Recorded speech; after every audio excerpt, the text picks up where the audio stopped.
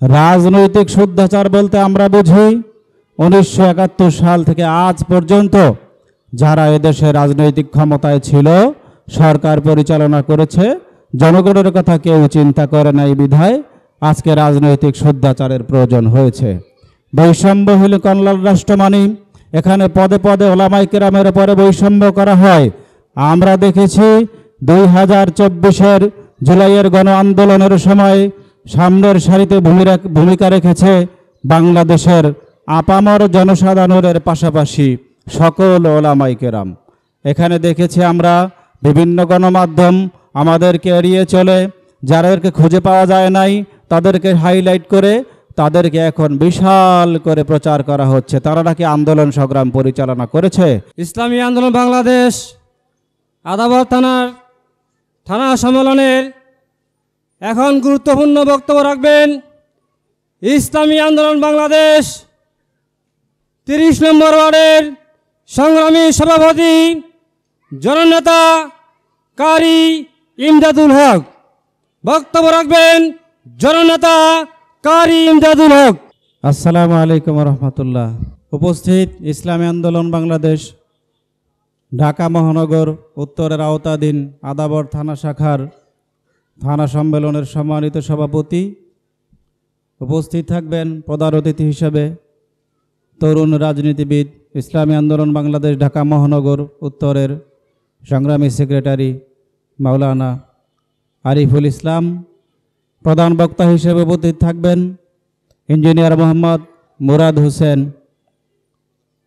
সম্মানিত joint secretary Dhaka মহানগর উত্তর। আরও বিশেষ অতিথি হিসেবে উপস্থিত থাকবেন ইঞ্জিনিয়ার মোহাম্মদ গিয়াসউদ্দিন পরশ, ছাত্র ও যুব বিষয়ক সম্পাদক ঢাকা মহানগর উত্তর, এবং সম্মানিত সভাপতি, সামনে উপবিষ্ট আমার সংগ্রামী বন্ধুগণ। ইসলামী আন্দোলন মানি ইসলামের পক্ষের আন্দোলন, ইসলামের পক্ষে থাকা। আমার দলের নাম ইসলামী আন্দোলন বাংলাদেশ, অর্থাৎ ইসলামকে সাথে নিয়ে আমরা বাংলাদেশের স্বাধীনতা, সার্বভৌমত্ব, বাংলাদেশের সার্বিক পরিস্থিতি আমরা সব জনগণের পাশে থাকতে চাই।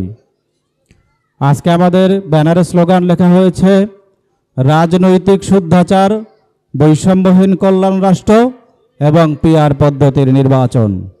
আজকে আমরা এই 3টি দাবি উপস্থাপন করেছি। রাজনৈতিক শুদ্ধাচার বলতে আমরা বুঝি 1971 সাল থেকে আজ পর্যন্ত যারা এদেশে রাজনৈতিক ক্ষমতায় ছিল, সরকার পরিচালনা করেছে, জনগণের কথা কেউ চিন্তা করে নাই বিধায় আজকে রাজনৈতিক শুদ্ধাচারের প্রয়োজন হয়েছে। বৈষম্যহীন কল্যাণ রাষ্ট্র মানি এখানে পদে পদে ওলামায়ে কেরামের উপরে বৈষম্য করা হয়। আমরা দেখেছি 2024-এর জুলাইয়ের গণ আন্দোলনের সময় সামনের সারিতে ভূমিকা রেখেছে বাংলাদেশের আপামর জনসাধারণের পাশাপাশি সকল ওলামায়ে কেরাম। এখানে দেখেছি আমরা বিভিন্ন গণমাধ্যম আমাদেরকে এড়িয়ে চলে, যাদেরকে খুঁজে পাওয়া যায় নাই তাদেরকে হাইলাইট করে তাদেরকে এখন বিশাল করে প্রচার করা হচ্ছে। তারা নাকি আন্দোলন সংগ্রাম পরিচালনা করেছে। এটা ওলামায়ে কেরামের উপরে স্পষ্ট বৈষম্য। আমরা চাই ওলামায়ে কেরামের সকল ভূমিকা, সব পর্যায়ের ভূমিকা সঠিকভাবে উপস্থাপন করা হোক। তৃতীয় একটা বিষয় আছে পিআর পদ্ধতির নির্বাচন।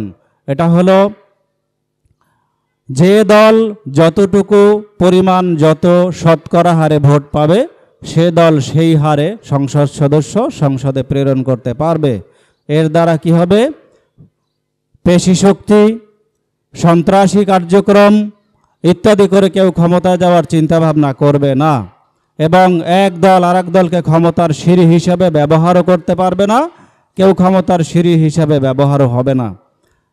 ইতিপূর্বে যারা ক্ষমতায় ছিল তারা এই দেশটাকে লুটেপুটে খেয়েছে, আপনারা জানেন। অনেকে বিভিন্ন দেশে বেগম পাড়া তৈরি করেছে, এক একজনের নামে একাধিক গাড়ি, বাংলাদেশে কোটি টাকার গাড়ি তারা জনপ্রতি ব্যবহার করে। ফ্যামিলি মেম্বার 5 জন, তার গ্যারেজে গাড়ি থাকে 10টা।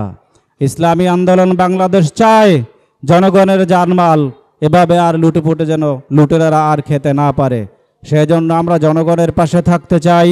বিগত আন্দোলনের পরবর্তী সময়ে চোর ডাকাতরা যখন এই আদাবরের মাটিতে বিভিন্ন রকম লুটতরাজ প্রতিষ্ঠার চেষ্টা করেছে, ইসলামী আন্দোলন, ছাত্র আন্দোলন, যুব আন্দোলন সহ আমরা সবাই রাত জেগে আপনাদের পাহারা দিয়েছি, ঠিক কিনা?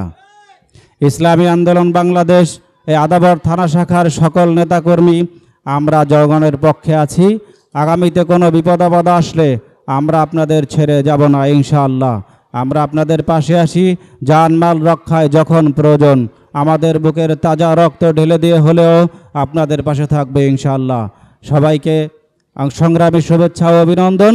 দেখা হবে রাজপথে, কথা হবে স্লোগানে। আসসালামু আলাইকুম ওয়া রাহমাতুল্লাহ।